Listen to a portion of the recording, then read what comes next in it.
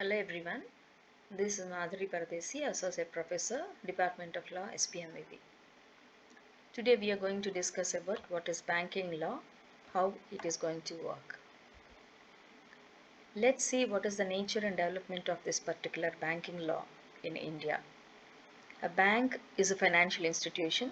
It always provides banking and other financial services to their customers.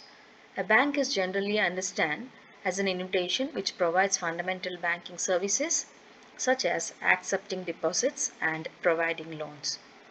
Banks are always financial services to the industry. Almost in all countries, banks represent main pillar of financial stability.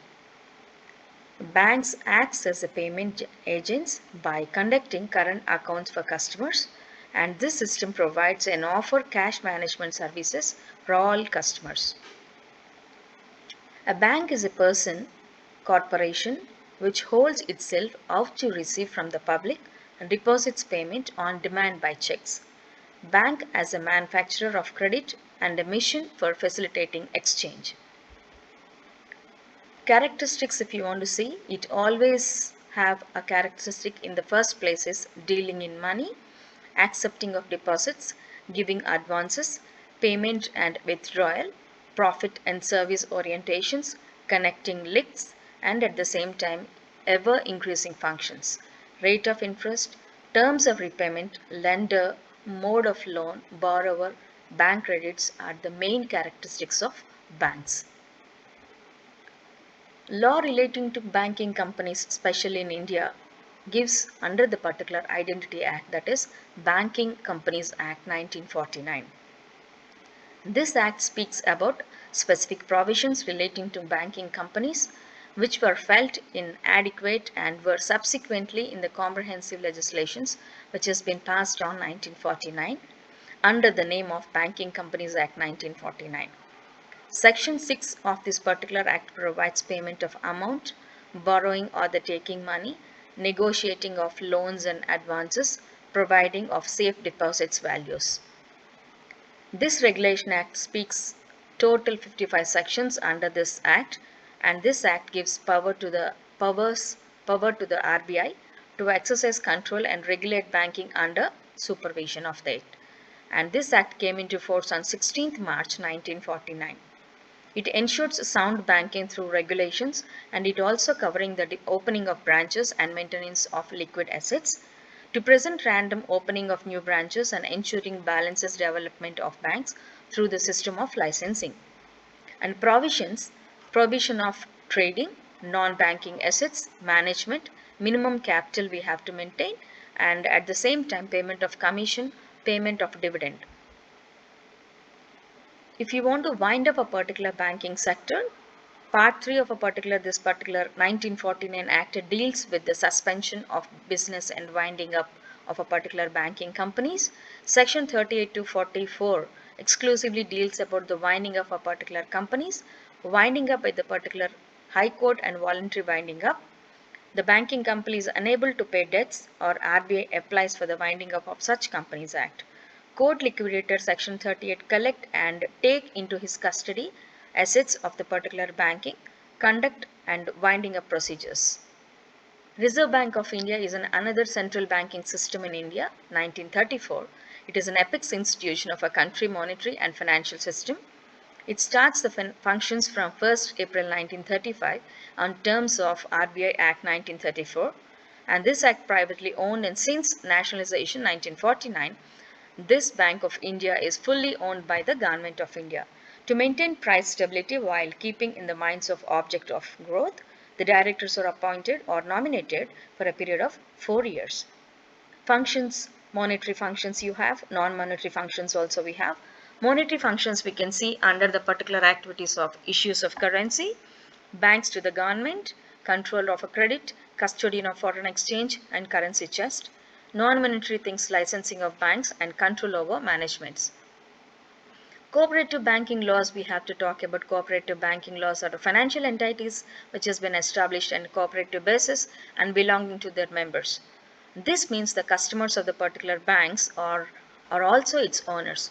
Cooperative banks working together with others also. So these particular banks are divided into two categories. One is urban and other one is rural. So rural banking systems and institutions could either be short or the long terms in a particular nature. So urban banking system also either scheduled or non-schedules, and there are two kinds, single state and multi-state. So nationalization of banks, if you want to see, the first Bank of India to be nationalized with the particular Reserve Bank of India, which happening on January 1949. Further, 14 other banks were nationalized in July 1969. The money lenders using to export the poor masses in India, these are all were consideration during the nationalization of banks. This leads to an increase in funds, thereby increasing an economic condition of our country, increased efficiency, and it also opens the major employment opportunities for the development of people. The competition decreased, which results increase of the particular work efficiency.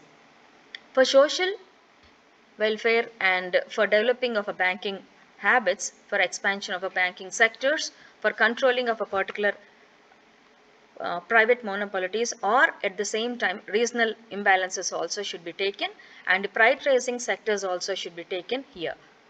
Legislative competitions for the nationalizations, which comes under Article 245 and 246 of our Indian Constitution. The 7th schedule of the Constitution defines and specifically allocation of powers and duties, functions between union and states. It also contains 3 lists, that is union list, state list and concurrent list. Liabilities are also comes under bank owns to someone else, including deposits, bank borrowing from other institutions, and it also bank relates to the external and internal factors. Foreign exchange also works under trading of one currency. These currency transactions can take place on the foreign exchange markets, also known as forex market. And this forex market is a global market for exchanging national currencies with one another.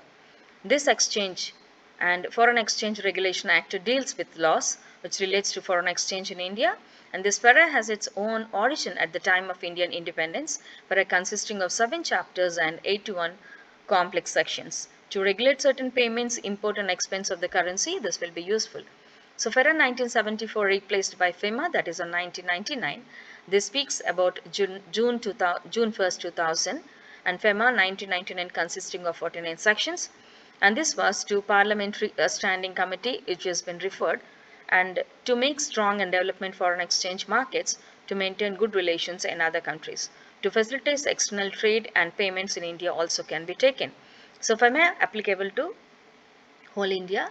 It is a civil law. It also applies to all branches, offences and offices, and outside India owned. It also encourages external trade also. And law relating to the negotiable instruments, we can see it came under the particular act of 1881, that is NI Act, which came into force on March 1881 first, and this act entitled during British rule, and at the same time the word NI Act or NI negotiation means transferable from one person to another person. Section 13 gives you a clear picture of what is NI Act. It speaks about a promissory note, bill of exchange, and the check payable either or in order. And types of negotiable instrument in brief: promissory note, bill of exchange and checks.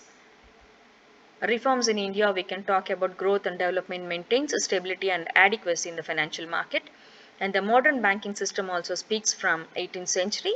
The Bank and Bank of Bombay Bank and Bengal and Bank of Madras, all first 3 banks to function in India. Banking sector reforms always stand for their objectives to improve overall performances in Indian banking system.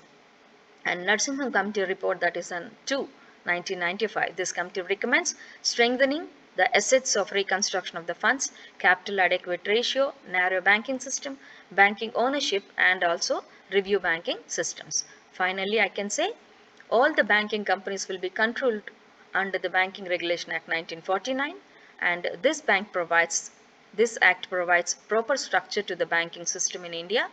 The Act provides certain restrictions on the banks to avoid fraud and protect the interest of our deposits. For the savings and other economic aspects, banks are the most reliable options for us, whereas we can also save, invest, borrow money by giving terms and conditions. Customers will easily say that money and bankings are the most important segment in the economic circumstances. Thank you.